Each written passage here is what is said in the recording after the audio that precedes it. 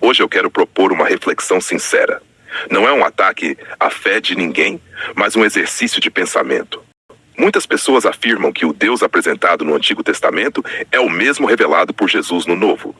Mas quando lemos certos textos da Bíblia, surgem perguntas difíceis. Perguntas que muita gente evita fazer, mas que merecem ser feitas. Um exemplo está na história de Davi e Batseba, narrada em 2º livro de Samuel, capítulo 12. Davi comete adultério e ainda manda matar o marido dela. O profeta o confronta, mas a consequência mais severa não recai diretamente sobre Davi. O filho que nasce dessa relação acaba morrendo. Aqui surge uma pergunta difícil. Se o próprio texto bíblico diz que o filho não deveria pagar pelo pecado do pai, por que o bebê sofre a consequência? Leis sobre escravidão. Outro ponto aparece nas leis sobre escravidão em livro do Êxodo, capítulo 21. O texto regula como um senhor deveria tratar um escravo. Ele diz que se um escravo fosse ferido e morresse imediatamente, haveria punição. Mas se sobrevivesse 1 ou 2 dias, a situação seria tratada de outra forma. Isso levanta outra questão. Por que, em vez de condenar a escravidão, o texto parece regulamentá-la? A ordem contra feiticeiras. Em outro trecho, também em livro do Êxodo, aparece a ordem: não deixarás viver a feiticeira. Comparando isso com o ensino de amor e misericórdia apresentado por Jesus no Novo Testamento, surge outra pergunta. Estamos vendo o mesmo caráter divino ou perspectivas muito diferentes? O filho rebelde.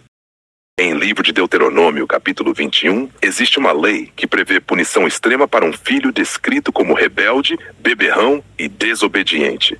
A comunidade poderia aplicar uma pena de morte nesse caso. Isso levanta outra reflexão.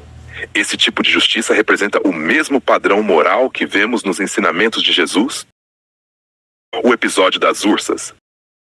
Outro episódio curioso aparece em 2º livro dos Reis, capítulo 2.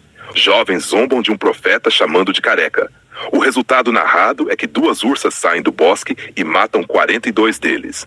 Isso gera uma pergunta inevitável. Essa reação parece proporcional à ofensa descrita? Esses textos existem e fazem parte da tradição bíblica. Ignorá-los não resolve o problema. A questão não é atacar a fé de ninguém, mas refletir com honestidade. Podemos ou não questionar? Algumas pessoas dizem que não devemos questionar nada. Elas citam aquele argumento de Epístola aos Romanos, capítulo 9, quando Paulo pergunta: quem és tu, ó homem, para questionar Deus? Por acaso o barro pode discutir com o oleiro? Mas aqui surge outra questão interessante de dentro da própria Bíblia. Em livro do Êxodo, capítulo 32, no episódio do bezerro de ouro, Deus diz que destruiria o povo e faria de Moisés uma grande nação. Moisés então intervém e questiona essa decisão. Ele lembra a promessa feita a Abraão, Isaque e Jacó e pede que Deus não faça aquilo. O texto diz que Deus se arrependeu do mal que havia dito que faria ao povo. Isso levanta outra pergunta importante. Se questionar Deus fosse sempre errado, por que um dos maiores líderes bíblicos fez exatamente isso? E ainda mudou o resultado?